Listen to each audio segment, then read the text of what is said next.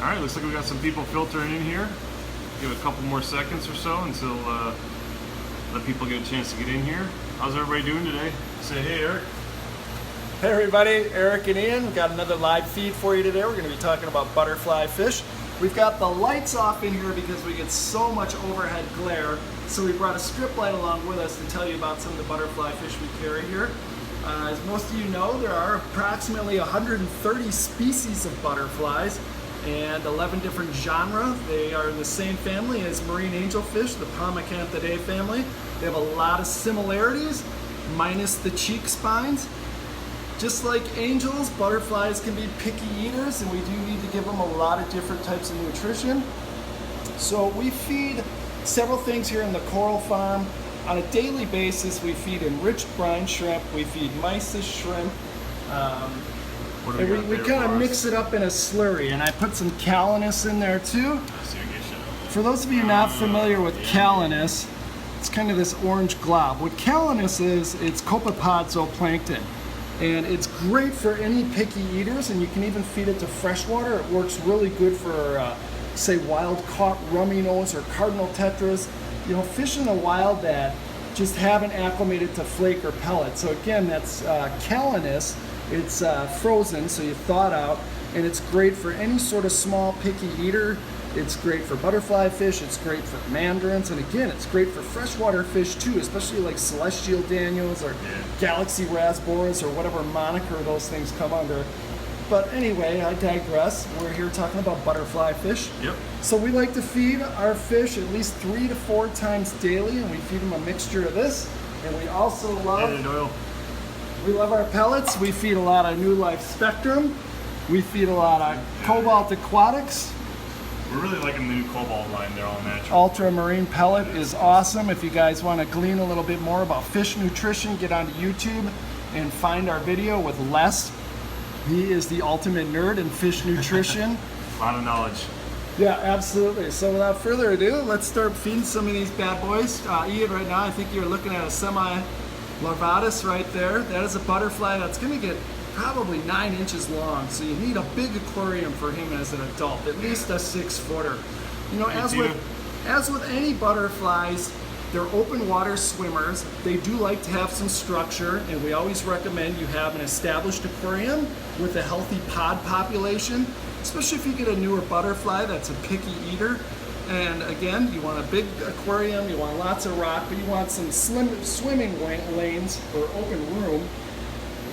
So some of the other butterflies, I think you're carrying on a Pakistan right there. It's a beautiful fish, and that is an obligate corallivore. Like many butterflies, a lot of them eat corals, they eat polyps, they'll even eat the mucus off the polyps. So what we do, we transition them over to brine shrimp, mysis, and everything else. And for those of you who've never bought fish from us, our fish are in QT for a minimum 2 weeks. And fish like butterflies, especially the obligate corallivores like butterflies and even spotted filefish, we'll keep them 30 days so we know they're eating.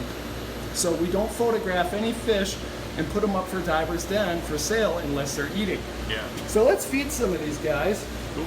There's a beautiful Metratus in there. So one that looks like he has the two. So I really want to just thank everybody for stopping by and hanging out with us today on this live feed. It's something we try to do at least once a month, and Eric and I will just go around and pick a topic. And like I said, like Eric said, this time we're talking about butterfly fish.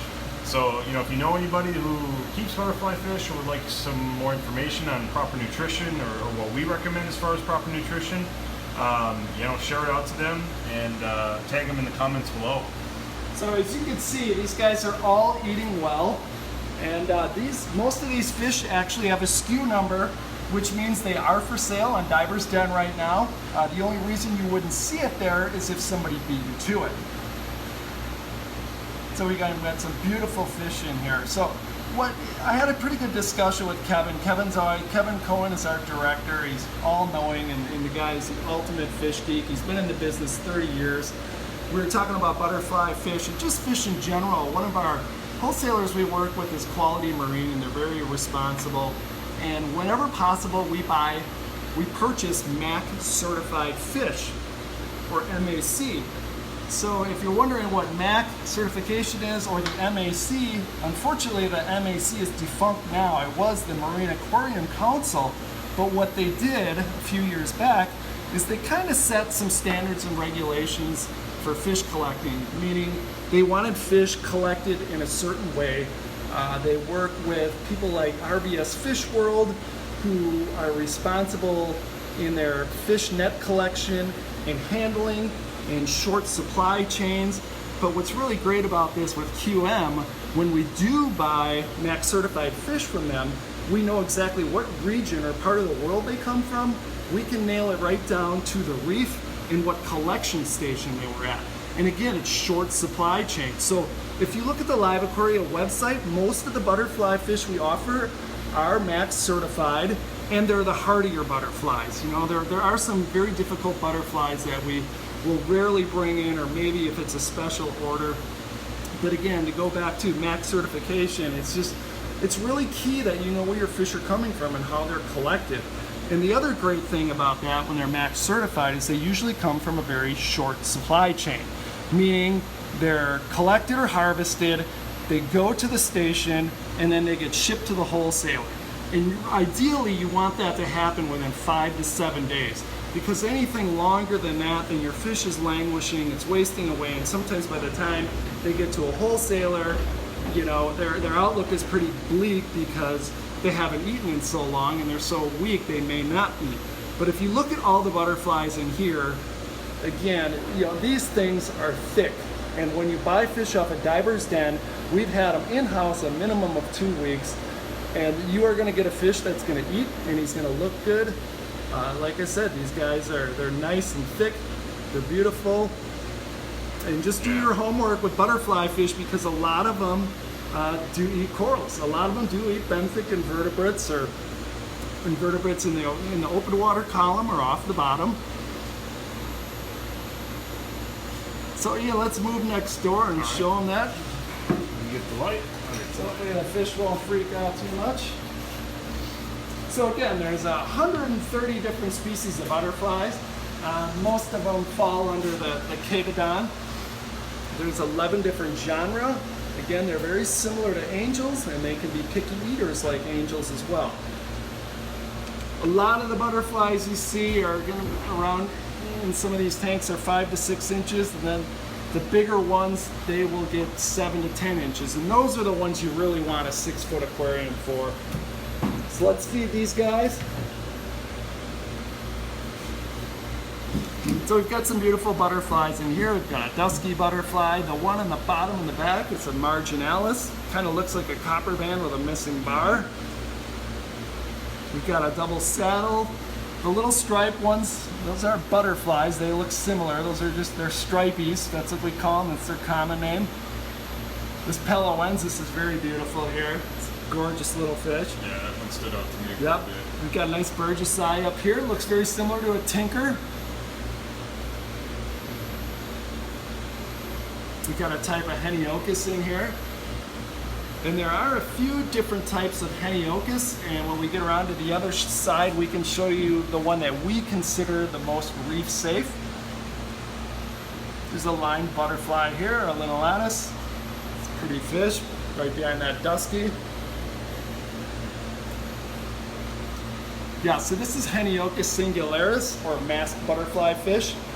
And again, there are a lot of fish that look similar to that. They just have very minor differences. So you really need to do your homework on the correct species to make sure it's not going to eat your corals. Because most of the time, butterflies are considered fish only with live rock. So let's give them a little bit more to eat.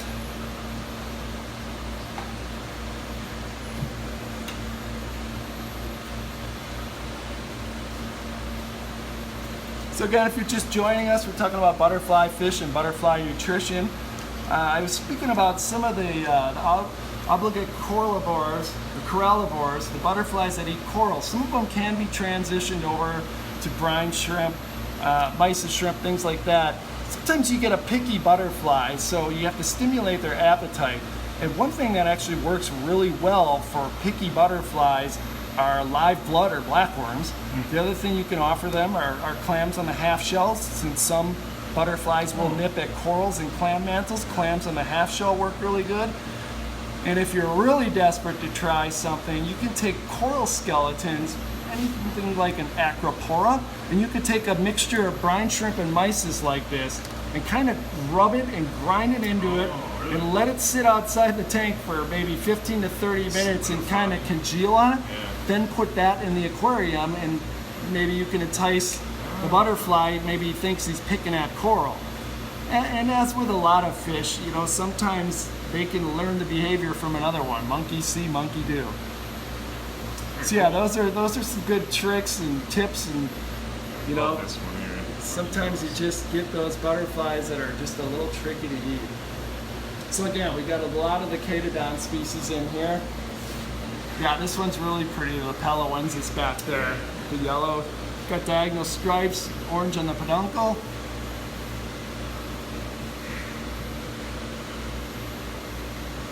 Let's move around to the other side. We'll try and lift the light up and over. All right, I'll meet you over there. All right. So we're trying a little bit something different with the lighting this time, hopefully to reduce the glare so you guys can see better. This is just this side here, right, Eric? Sorry, I drink of water. No worries. I hope you guys are enjoying the live feed we're doing today. Again, if you know anybody who is interested in butterfly fish or would like some more information on butterfly nutrition, go ahead and share it out to them or tag them below. Absolutely. So we get a lot of questions on what are reef-safe butterfly fish. And that can be a loaded question because, you know, every tank, every fish, every individual and situation is different. There are some butterflies that will do okay in a reef tank, especially if you feed them well, and then there's some that you just never know. But we know for sure we've got 3 species in here that do very well. The brown and white ones with the yellow backs here, these are schooling bannerfish. This is a Heniochus, and again, like I was telling you before, there's different types of Heniochus, so you have to be really careful which species you put in your aquarium. This is Heniochus diphorides, which looks very similar to Acuminata, and you don't want to put the Acuminata in your tank because that will eat your corals. But these guys will not. And then we have the yellow pyramid butterflies, which are Hemitorichthes. And then of course you've got the copper band butterfly back there. Everybody knows those, and what's great about copper band butterflies is they will take care of some aptasia for you. And again, you know, these fish are thick, they're healthy, they're eating, and the only reason I'm not feeding them is because most of these, the minute we're done with this, are getting shipped out for Saturday delivery. So obviously we don't want them to eliminate in the bag because we want to keep the water quality up. So yeah, the pyramid butterflies, again, these are going to be a bigger species, so you're going to want a 100-gallon tank or more, or a 6-footer. So again, that's Hemitorichthes, Polylepis. Beautiful. Yeah, they are very pretty, and you can see they get along well with the angel and the convict tang in there. You've got a nice trigger in there with them, angel. And the schooling bannerfish, they're just a beautiful fish. So again, these are 3 species that we are fairly confident we can say they are reef safe. But you know what? Every aquarium's different, and some fish are more opportunistic than others. So, and again, these have been in-house a minimum 14 days. Usually with butterflies, they're here even longer just because they have a propensity to sometimes be a trickier eater, especially if they're a butterfly that eats and preys on corals. Great. So I think that's what we got for today. We're just keeping it short and sweet, and we're going to keep these up. We're going to try and do live feeds at least once a month. If you have any suggestions, send them in. I think next time we're going to focus on surgeonfish and tangs, so we'll have a good time with that. And I've got to thank my co-workers, Richie, Patrick, and everybody else has been shuffling fish around and cleaning the tanks up, because this time of year, we have a lot of fish coming in inbound, so we're really stocking up for the holidays, because obviously in December, you know, freight can get a little tricky. And this year we're going to be very conservative, and we're going to err on the side of caution before shipping things out, just due to cold weather, delays. So we will definitely have all of that listed on our website as far as when you can expect deliveries if you're going to order in December. And again, we've got tons of frozen food. You can buy as much frozen food as you want for $19.99. We'll ship it to you, and that's as much as you want. Unfortunately, it is a separate charge from livestock just because it comes out of a different part of the facility, and obviously it has to be kept on ice. So again, thanks a lot for joining us, and if you want to check out our butterfly fish, go to our website. And again, like I said, we try to get as many MAC certified fish as possible. So again, MAC certification was something that the Marine Aquarium Council came up with, basically just kind of safe handling practices and shipping of fish. So if you're not familiar with it, check it out. Otherwise, we're all about sustainability and responsible harvesting and collection of fish, and we're proud to work with people like QM, who works with RBS Fish World.